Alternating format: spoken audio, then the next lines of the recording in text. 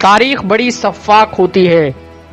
اس کی شفافیت کا زور جب چلتا ہے تو بڑے بڑے جرنیل، راجے، مہاراجے، کمانڈر وقت کے دپیس پردے میں گم ہو جاتے ہیں، اور یہی تاریخ جب کسی پر مہربان ہوتی ہے تو انارکلی جیسے کردار کے جن کی وجود پر بھی اکثر تاریخ دانوں کو شک ہے، وہ بھی امر ہو جاتے ہیں۔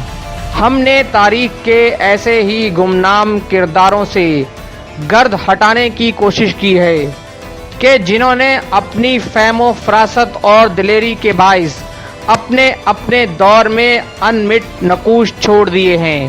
سردار بیرم خان ہندوستان کی مغل سلطنت کا ایک ایسا ہی گمنام کردار ہے۔ ہندوستان میں مغلیہ سلطنت کی بنیاد 1526 سنے عیسوی میں پانی پت کے میدان میں ظہیر الدین بابر کے ہاتھوں ابراہیم لودھی کی شکست کے بعد پڑی تھی، اور ظہیر الدین بابر ہی مغلیہ سلطنت کا بانی تسلیم کیا جاتا ہے۔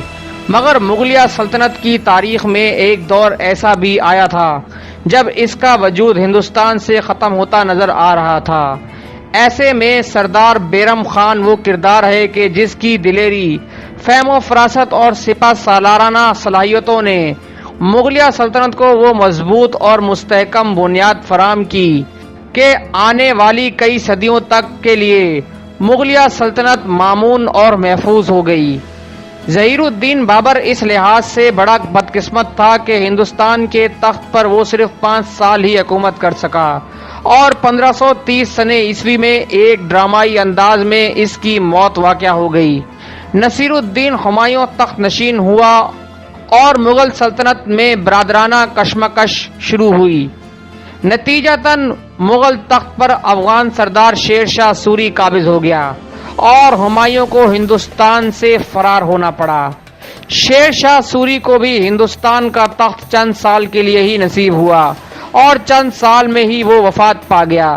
شیر شاہ سوری کے جانشین نااہل ثابت ہوئے اور تخت کے لیے آپس میں لڑائیاں شروع کر دیں، جس سے ہندوستان دوبارہ فتح کرنے کا موقع ہمایوں کو مل گیا، اور اس نے سوری خاندان سے ایک کے بعد ایک علاقے واپس لینا شروع کر دیے۔ سردار بیرم خان مغل فوج میں اسی دوران شامل ہوا۔ وہ ایک ایرانی تھا۔ میدان جنگ میں بیرم خان کی دلیری اور بہادری کو جلد ہی ہمایوں کی نگاہوں نے بھانپ لیا۔ بیرم خان ہمایوں کے مقربین میں شامل ہو گیا، اور پھر ایک دن ہمایوں نے بیرم خان کو شہزادہ اکبر کا اطالین مقرر کر دیا۔ اب سردار بیرم خان ولی عہد شہزادہ اکبر کا نگران تھا۔ اس نے اکبر کو رموز سلطنت سمجھانے شروع کیے۔ ابھی بیرم خان کو اکبر کا اطالیق مقرر ہوئے چند دن ہی ہوئے تھے کہ ہمایوں کا ایک حادثے میں انتقال ہو گیا۔ یہ وقت مغلیہ سلطنت کے لیے نہایت کڑا تھا۔ شیر شاہ سوری کے جانشین اگرچہ شکست خوردہ تھے مگر موجود تھے۔ بیرم خان نے ہمایوں کی وفات کی خبر ملتے ہی 13 سالہ مغل شہزادے کی تخت نشینی کا اعلان کر دیا۔ یہ اقدام بلا شبہ بیرم خان کی مغلیہ خاندان سے وفاداری کا عین ثبوت تھا، مگر افسوس اس وفاداری کا صلہ اسے نہ مل سکا۔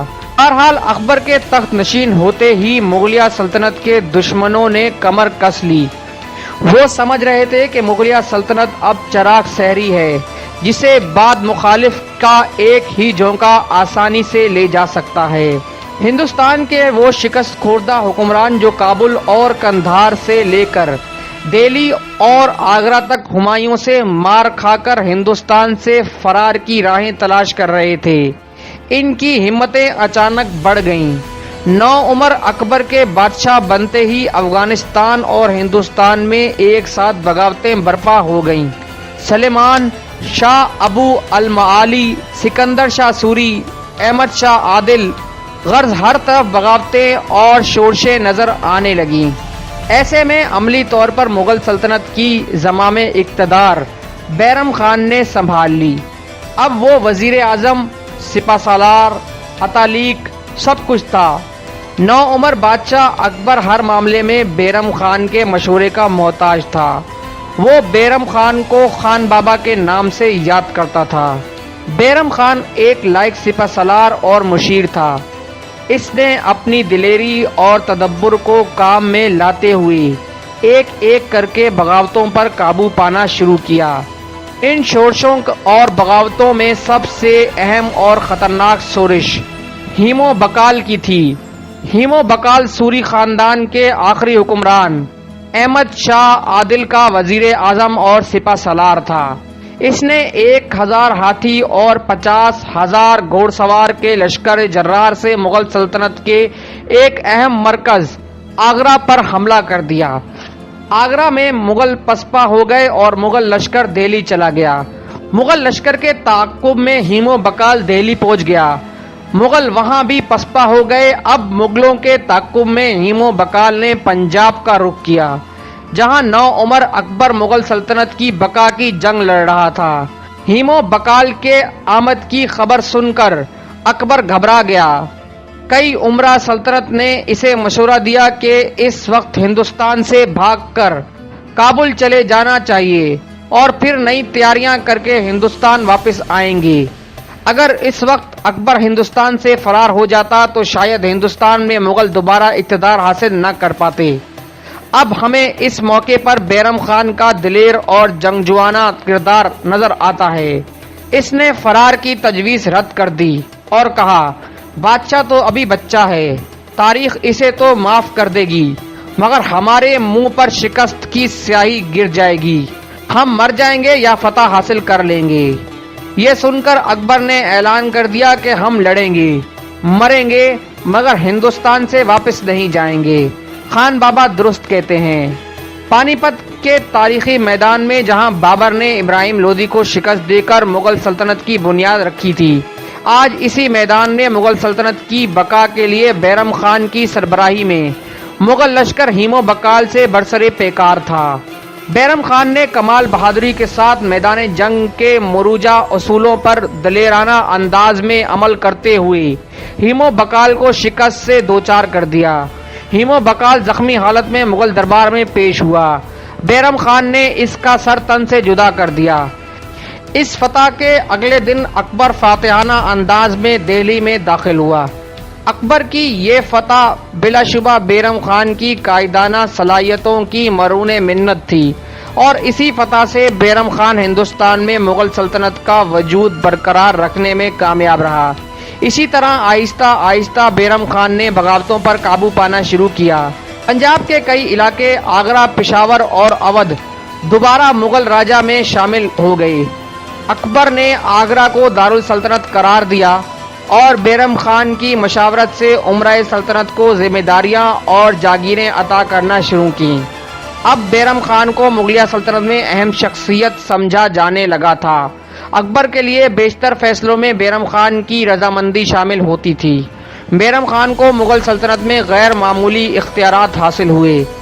اب جہاں بیرم خان کی طاقت میں اضافہ ہوا، وہاں اس کے دشمنوں میں بھی اضافہ ہونا شروع ہو گیا۔ یہ کوششیں شروع ہو گئیں کہ کسی طرح بیرم خان کو اکبر کی نظروں سے گرایا جا سکے۔ ان سازشی عناصر میں اہم نام ماہم انگا کا آتا ہے۔ یہ عورت بچپن میں اکبر کی انا کے فرائض انجام دیتی رہی تھی، اس لیے اکبر کو اس سے ایک خاص انسیت اور محبت تھی۔ ماہم انگا کی خواہش تھی کہ اکبر کا نکاح مرزا کامران کے خاندان میں ہو۔ مرزا کامران ہمایوں کا بھائی تھا اور بابر کے بعد تخت نشینی پر مرزا کامران اور ہمایوں کی کئی لڑائیاں ہوئی تھیں۔ مرزا کامران پر قابو پانے کے بعد ہمایوں نے اسے اندھا کر دیا تھا۔ بیرم خان دشمن خاندان میں نکاح کا شدید مخالف تھا۔ ماہم انگا اکبر پر سے بیرم خان کے اثرات کم کرنا چاہتی تھی۔ ان دونوں میں کشمکش شروع ہو گئی اور نکاح کے معاملے میں ماہم انگا کا پلڑا بھاری رہا، اور بیرم خان کی مخالفت کے باوجود اکبر نے مرزا کامران کے خاندان میں نکاح کر لیا۔ اب ماہم انگا نے کچھ امرائے سلطنت اپنے ساتھ ملا لیے اور آہستہ آہستہ انہوں نے مل کر اکبر کے کان بھرنے شروع کر دیے۔ انہوں نے اکبر کو یہ احساس دلانا شروع کر دیا کہ بیرم خان کا اقتدار مغل دربار کے لیے خطرناک ہوتا جا رہا ہے، اور یہ کہ بیرم خان کسی بھی وقت اکبر کو معزول کر کے مغل سلطنت پر قبضہ کر لے گا۔ اسی دوران بیرم خان کے حکم سے 2 امرائے سلطنت مرزا تردی بیگ اور مصاحب بیگ کو قتل کر دیا گیا۔ بیرم خان کے اس اقدام سے اس کے مخالفین کو موقع مل گیا اور انہوں نے اکبر کو یہ باور کرایا کہ بیرم خان مغلیہ سلطنت کے وفادار امراء کو ختم کر کے اپنے اقتدار کی راہ ہموار کر رہا ہے۔ اسی دوران ہاتھیوں والا واقعہ رونما ہو گیا۔ اس واقعے کی تفصیل کچھ یوں ہے کہ ہاتھیوں کے تماشے میں کچھ ہاتھی بے قابو ہو گئے اور اس کیفیت میں انہوں نے بیرم خان کے خیموں کو نقصان پہنچا دیا۔ اس پر بیرم خان چراغپا ہو گیا اور اس نے فیل بانو کو قتل کروا دیا۔ سازشی امراء نے بادشاہ سے کہا کہ شاہی فیل بانو کو قتل کر کے بیرم خان نے دیدہ و دانستہ بادشاہ کی توہین کی ہے۔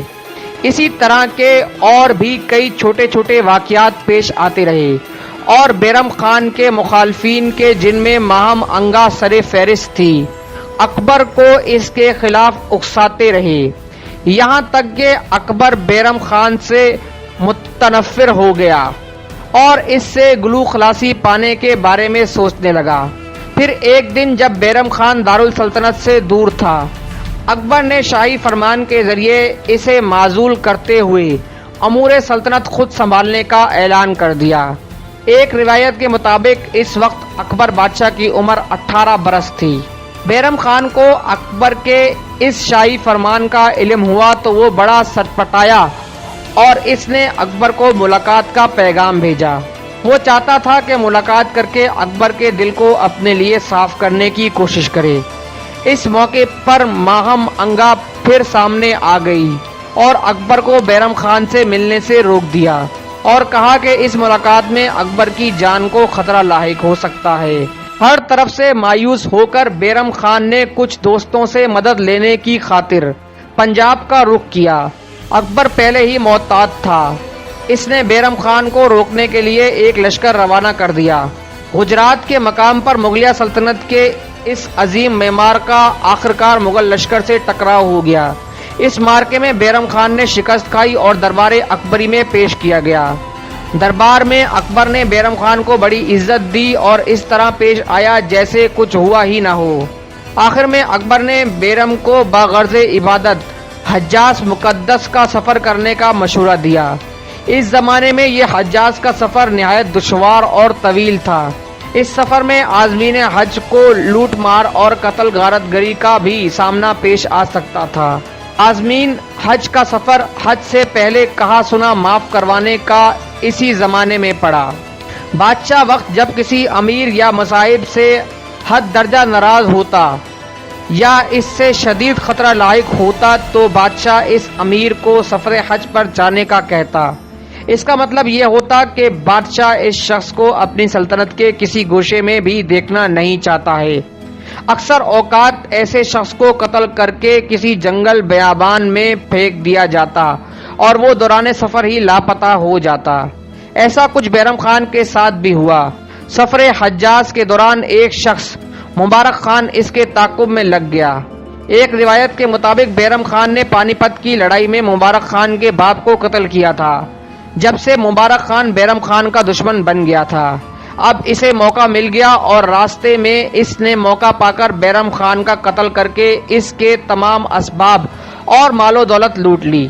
تو دوستوں یہ تھی ہماری آج کی ویڈیو۔ مزید اس جیسی علمی ویڈیوز دیکھنے کے لیے کر لیں ہمارا چینل علم کی لائبریری سبسکرائب اور بیل آئیکن پریس کریں تاکہ رہتے رہیں آپ باخبر ہماری ہر نئی آنے والی ویڈیو سے۔